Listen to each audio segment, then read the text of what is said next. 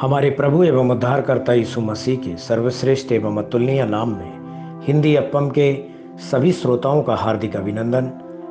आज दिनांक 7 मार्च दिन रविवार सन 2021 का मनन के लिए पाठ। आज का शीर्षक है करुणा और शिक्षा। मरकुस रचित सुसमाचार उसके 6वें अध्याय के 34वें वचन में हम ऐसा पाते हैं, उसने उन पर तरस खाया और वह उन्हें बहुत सी बातें सिखाने लगा। अजीजों, परमेश्वर आपसे प्रेम करते हैं। वह आपसे प्रेम करने के कारण इस दुनिया में आए। उनकी दोस्ती प्रेम के शब्दों के रूप में सामने आई। जब आप किसी व्यक्ति की बात ध्यान से सुनते हैं तो आप उसके प्रेम के स्तर को समझते हैं। प्रेम शब्द और कर्म से प्रकट होता है।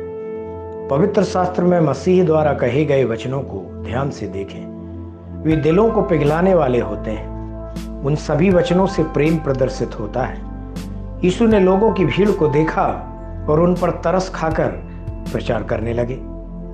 जब वह जंगल में थे तो सभी स्थानों से लोग उनकी खोज में आए और उनके प्रेम के वचन को सुनने का इंतजार करने लगे। जब वह आराधनालय में थे तो लोगों ने उनके अनुग्रहकारी वचनों की अपेक्षा की।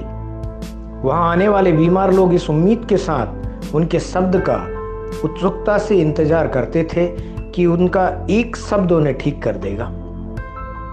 यीशु मसीह अपना विश्राम करना और अपना भोजन भी भूल जाते थे। उन्होंने एक गांव से दूसरे गांव का दौरा किया बिना रुके हुए। लोगों से मुलाकात की, उनको करुणा के साथ प्रचार किया और यह ध्यान नहीं दिया कि यह दिन है या रात।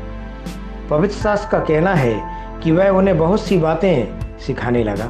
मरकुस 6वें अध्याय के 34वें वचन में हम इस तरह पाते हैं। मत्ती की पुस्तक में अध्याय संख्या 5, 6 और 7 की प्रार्थनाओं को पहाड़ी उपदेश के रूप में जाना जाता है। उन्होंने यहाँ वह सब कुछ बोला जिसकी एक मनुष्य को आवश्यकता होती है। आत्मा, मन और शरीर के लिए आवश्यक सभी उपदेश उनके द्वारा दिए गए। वह हमारे सुख के लिए सब कुछ बहुतायत से देता है। पहला तीमुथियुस 6वें अध्याय के 17वें वचन में हम ऐसा पाते हैं। मत्ती के 7वें अध्याय के 11वें वचन में हम देखते हैं, वह एक अच्छा पिता है जो अपने बच्चों को अच्छी वस्तुएं देना जानता है। उन्होंने जो वचन दिया वह जीवन की रोटी के रूप में रहेगा।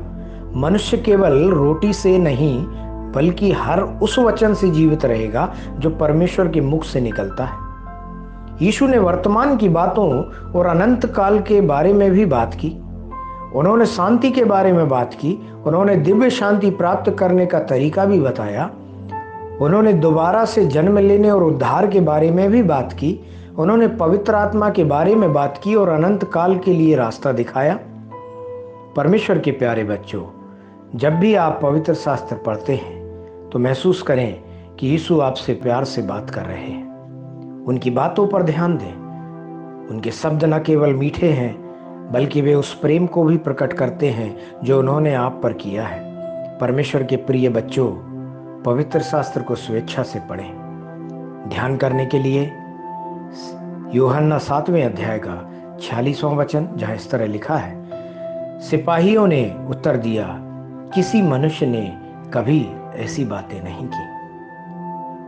अजीजों, परमेश्वर के इन वचनों को सुनने पर, पढ़ने पर, मनन करने पर और इनके अनुसार चलने पर परमेश्वर करे आपको बहुतायत से आशीष दे। आमीन।